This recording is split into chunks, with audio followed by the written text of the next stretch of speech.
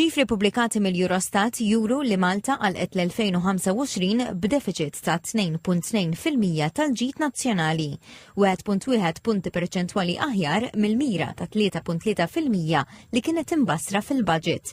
Iċ-ċifri juru wkoll li d-deficit naqas b'mod konsistenti minn 8.7% fl-2020 għal 2.2% s-sena li għaddiet. F'konferenza tal-aħbarijiet, il-Ministru għall-Finanzi Clyde Caruana qal li l-Gvern qed ibassar li d-deficit ikompli jonqos għal 1.6% din is-sena, 1% fl-2027 u 0.4% fl-2028, bilan li jintlaħaq bilanċ fil-kodba u possibilment surplus sal-2029.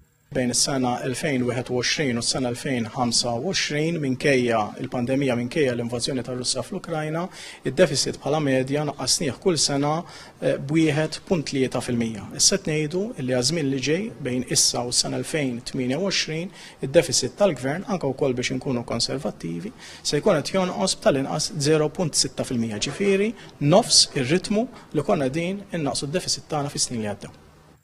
Il-Ministru qal li fil-bidu ta' Ġunju il-Kummissjoni Ewropea mistennija tħabbar ir-rakkomandazzjonijiet tagħha dwar liema pajjiżi jistgħu joħorġu mill-proċedura ta' deficit eċċessiv bil-konferma finali mistennija tingħata fil-Kunsill tal-Ministri tal-Finanzi f'Lulju. Li kieku s-sena l-oħra ma kienx hemm id-deċiżjoni tal-Qorti Maltija fil-każ tal-appell tax-shareholders tan-National Bank fejn hemmhekk qatata li shareholders għandhom ikollhom kumpens ta' 74 miljun euro li huwa ekwivalenti għal 0.3% tal-prodott gross domestiku li kieku il-deficit tagħna kien jinżel għal 1.9%.